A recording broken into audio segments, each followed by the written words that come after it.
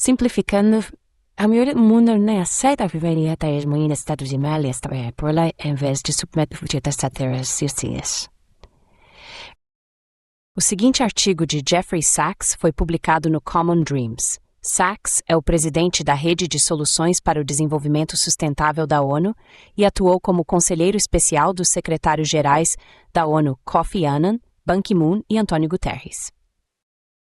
A recente cúpula do BRICS em Kazan, Rússia, deve marcar o fim das ilusões neocon encapsuladas no subtítulo do livro de Zbigniew Brzezinski de 1997, O Tabuleiro de Xadrez Global, Primazia Americana e seus Imperativos Geoestratégicos.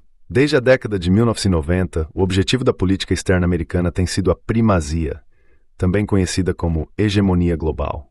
Os métodos escolhidos pelos Estados Unidos têm sido guerras, operações de mudança de regime e medidas coercitivas unilaterais, sanções econômicas. Kazan reuniu 35 países com mais da metade da mundial que rejeitam a intimidação dos Estados e que não as alegações de hegemonia dos Estados-membros.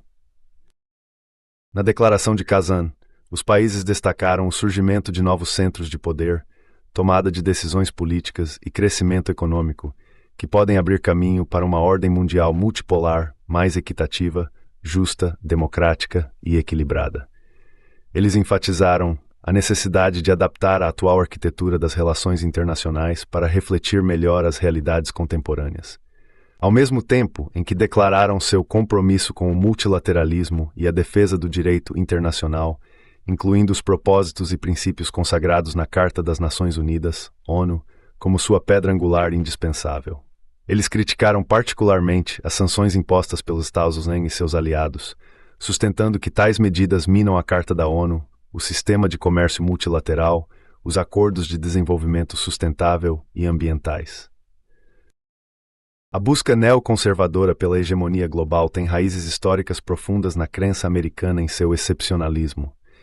Em 1630, John Winthrop invocou os evangelhos ao descrever a colônia da Baía de Massachusetts como uma cidade sobre a colina, declarando grandiosamente que os olhos de todo o povo estão sobre nós.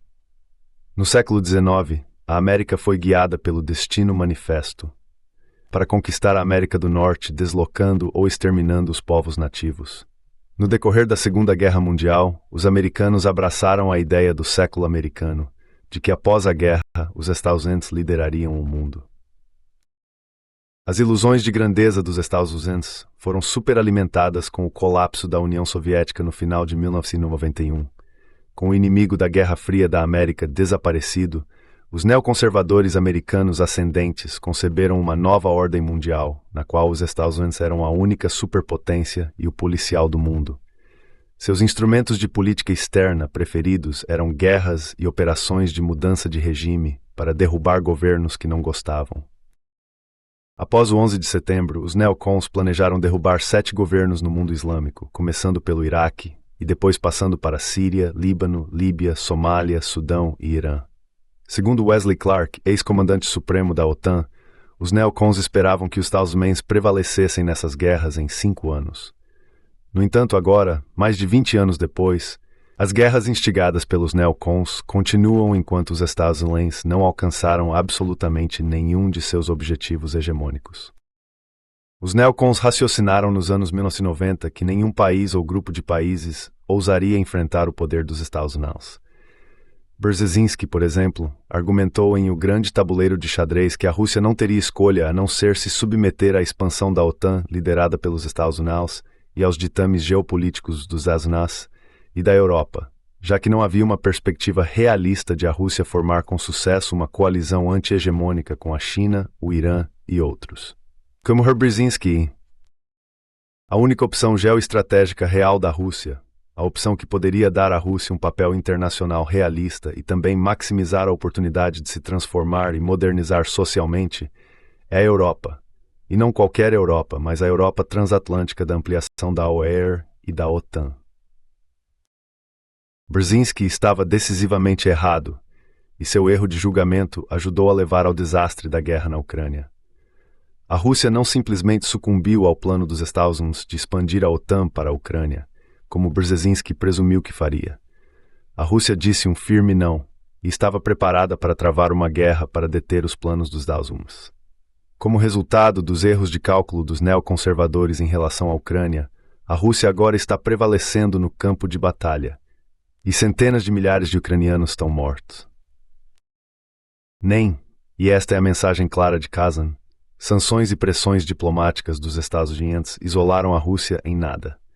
Em resposta à intimidação generalizada dos Estados Unidos, surgiu um contrapeso anti-hegemônico. Simplificando, a maioria do mundo não quer ou aceita a hegemonia dos ASEAN e está preparada para enfrentá-la em vez de se submeter aos seus ditames. Além disso, os Estados Unidos não possuem mais o poder econômico, financeiro ou militar para impor sua vontade, se é que algum dia tiveram.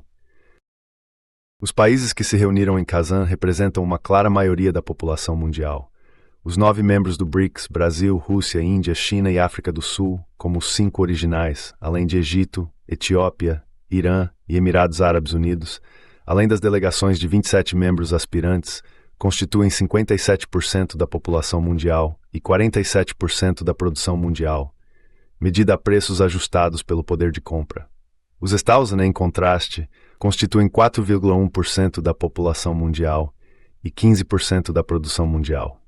Adicionando os aliados dos Estados, a participação populacional da aliança liderada pelos Estados é de cerca de 15% da população global. Os BRICS ganharão em peso econômico relativo, capacidade tecnológica e força militar nos próximos anos.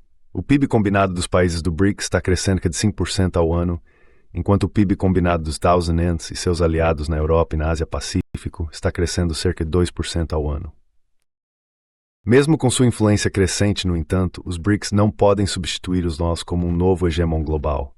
Eles simplesmente não têm o poder militar, financeiro e tecnológico para derrotar os EFONs ou mesmo ameaçar seus interesses vitais. Na prática, os BRICS estão pedindo uma nova e realista multipolaridade, não uma hegemonia alternativa na qual eles estejam no comando. Os estrategistas americanos devem prestar atenção à mensagem positiva que vem de Kazan. Não apenas a busca neoconservadora pela hegemonia global falhou, como também foi um desastre custoso para os Estados Unidos e para o mundo, levando a guerras sangrentas e sem sentido, choques econômicos, deslocamentos em massa de populações e ameaças crescentes de confronto nuclear. Uma ordem mundial multipolar mais inclusiva e equitativa oferece um caminho promissor para sair do atoleiro atual, um que pode beneficiar os Estados Unidos e seus aliados, assim como as nações que se reuniram em Kazan. A ascensão dos BRICS não é, portanto, apenas uma repreensão aos Estados Unidos, mas também uma potencial abertura para uma ordem mundial muito mais pacífica e segura. A ordem mundial multipolar idealizada pelos BRICS pode ser uma bênção para todos os países, incluindo os Estados Unidos. O tempo se esgotou para as ilusões neoconservadoras e as guerras de escolha dos Estados Unidos. O momento chegou para uma diplomacia renovada para acabar com os conflitos que assolam o mundo.